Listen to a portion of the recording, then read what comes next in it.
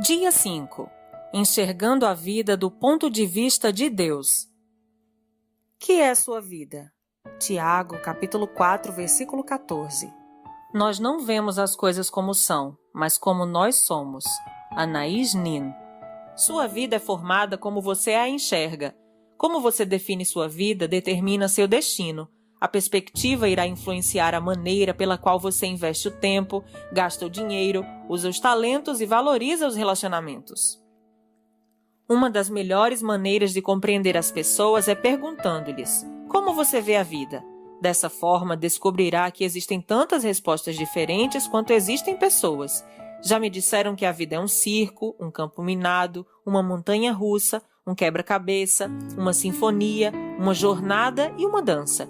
As pessoas dizem: a vida é um carrossel. Às vezes você está em cima, às vezes embaixo e algumas vezes você fica apenas dando voltas. Ou a vida é uma bicicleta de 10 marchas, com engrenagens que nunca usamos. Ou a vida é um jogo de cartas, você tem de jogar com o que tem na mão. Se eu perguntasse como você imagina a vida, que imagem lhe viria à mente? Essa imagem é sua metáfora de vida. É assim que você a enxerga, consciente ou inconscientemente.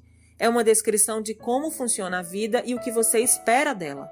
As pessoas frequentemente expressam suas metáforas da vida por meio de roupas, joias, carros, penteados, adesivos e até mesmo tatuagens. Essa metáfora secreta da vida influencia sua vida mais do que você pode perceber. Ela determina esperanças, valores, relacionamentos, metas e prioridades.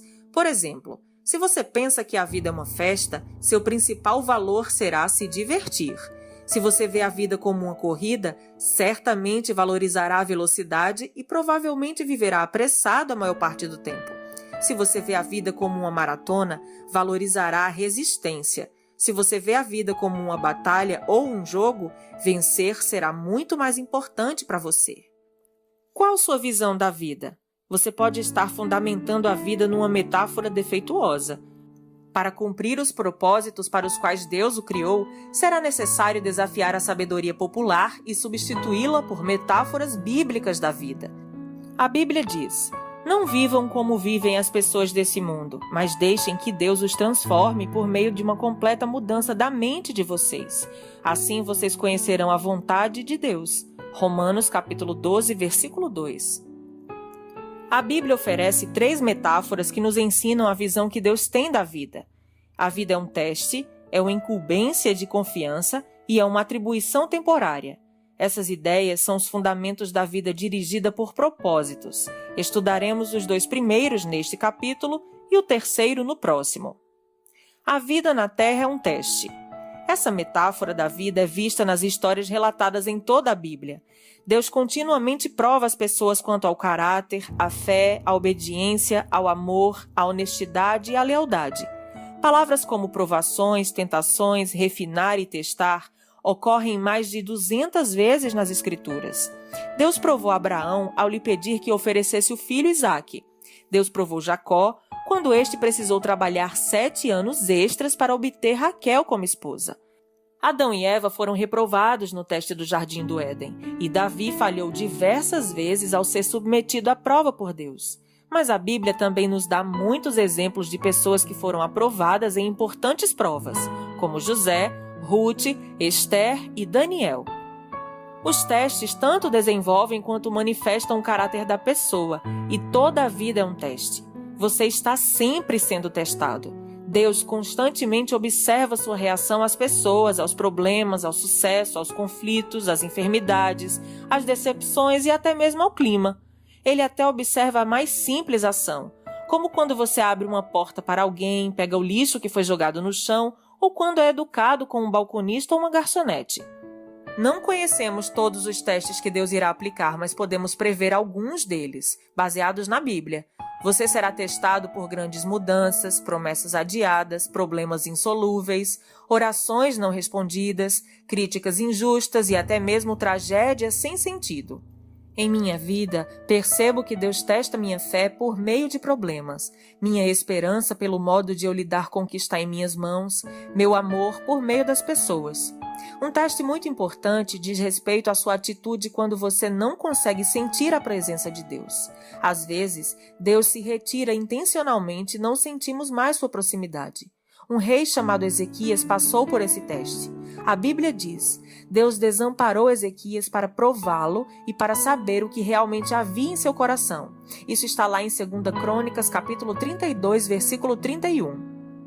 Ezequias desfrutava íntima comunhão com Deus, mas no momento crucial de sua vida, o Senhor o deixou só a fim de testar seu caráter, revelar uma fraqueza e prepará-lo para uma responsabilidade maior. Quando você compreender que a vida é um teste, perceberá que nada é insignificante em sua existência. Mesmo o menor incidente é relevante para o desenvolvimento do caráter. Cada dia é importante e cada segundo é uma crescente oportunidade para aperfeiçoar o caráter, para demonstrar amor ou para depender de Deus. Alguns testes parecem pesados demais, enquanto outros não são sequer perceptíveis, mas todos têm implicações eternas. A boa notícia é que Deus quer que você seja aprovado nos testes da vida. Por isso, jamais permitirá que você enfrente testes maiores que a graça que Ele lhe concedeu para lidar com eles. A Bíblia diz: Deus cumpre a sua promessa e não deixará que vocês sofram tentações que vocês não têm forças para suportar. Quando uma tentação vier, Deus dará forças a vocês para suportá-la, e assim vocês poderão sair dela. 1 Coríntios, capítulo 10, versículo 13. Toda vez que você é aprovado num teste, Deus toma conhecimento e faz planos para recompensá-lo na eternidade. Tiago diz: felizes são aqueles que perseveram quando são testados. Depois de serem aprovados, receberão a coroa da vida que Deus prometeu aos que o amam. Tiago, capítulo 1, versículo 12. A vida na terra é um cargo de confiança, um ato de fé. Essa é a segunda metáfora bíblica da vida. Nosso tempo neste mundo, bem como a energia, a inteligência, as oportunidades, os relacionamentos e os recursos, são dádivas que Deus nos confiou para cuidarmos e administrarmos. Somos administradores de tudo quanto Deus nos dá. Esse conceito começa com o reconhecimento de que Deus é o dono de tudo e de todos. A Bíblia diz: ao Senhor Deus pertencem o mundo e tudo que nele existe. A terra e todos os seres vivos que nela vivem são dele. Salmos 24, 1. De fato, jamais possuímos realmente alguma coisa durante nosso breve período de vida. Deus apenas nos empresta a terra enquanto estamos aqui. Ela já era propriedade de Deus antes que você chegasse, e Ele irá emprestá-la a outra pessoa depois que você morrer. Tudo o que você pode fazer é desfrutá-la algum tempo. Quando Deus criou Adão e Eva, confiou a eles o cuidado de sua criação e nomeou-os administradores de uma propriedade. A Bíblia diz: Deus os abençoou dizendo: tenham muitos e muitos filhos, espalhem-se por toda a terra e a dominem, e tenham poder sobre os peixes do mar, sobre as aves que voam no ar e sobre os animais que se arrastam pelo chão. Gênesis capítulo 1, versículo 28. A primeira tarefa que Deus deu aos humanos foi administrar e cuidar das coisas dele. Dessa função, o homem jamais foi exonerado, e é parte de nosso propósito atualmente. Tudo o que desfrutamos deve ser tratado como uma responsabilidade que Deus pôs nas mãos. A Bíblia diz: vocês têm alguma coisa que não tenha sido dada por Deus? E se tudo o que vocês têm vem de Deus, por que vocês se vangloriam como se tivessem realizado alguma coisa por si próprios? 1 Coríntios, capítulo 4, versículo 7. Há alguns anos, um casal permitiu que minha esposa e eu, em nossas férias, usássemos sua bela casa de frente para uma praia no Havaí. Era um conforto com o qual não podíamos arcar e aproveitamos muitíssimo. Eles nos disseram: usem-na como se pertencesse a vocês. E foi o que fizemos. Nadamos na piscina, comemos a comida da geladeira, usamos as toalhas de banho, os pratos e até nos divertimos pulando nas camas. Mas sabíamos durante todo o tempo que a casa não era realmente nossa.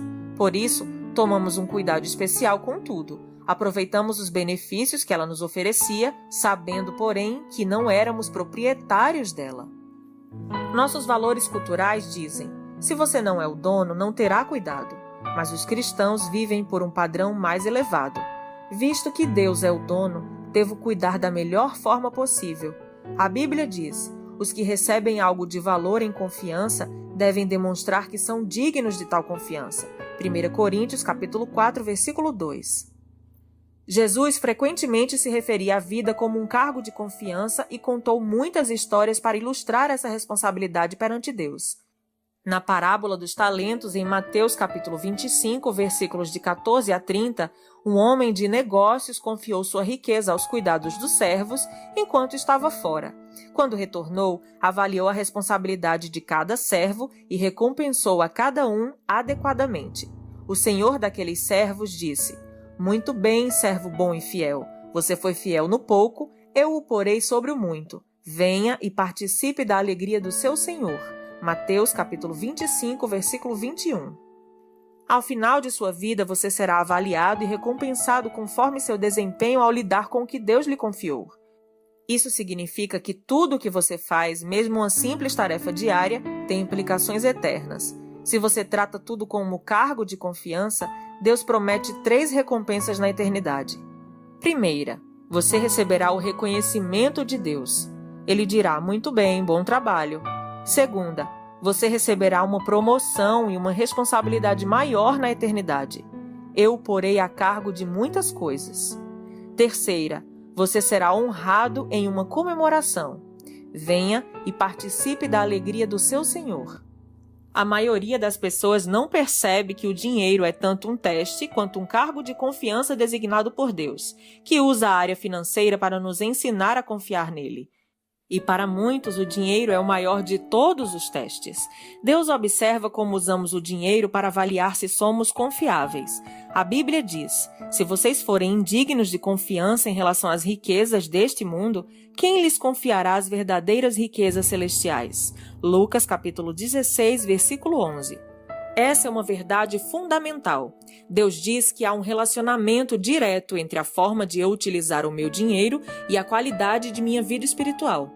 O modo de eu administrar meu dinheiro, riquezas desse mundo, determina quanto Deus pode confiar a mim as bênçãos espirituais, riquezas verdadeiras.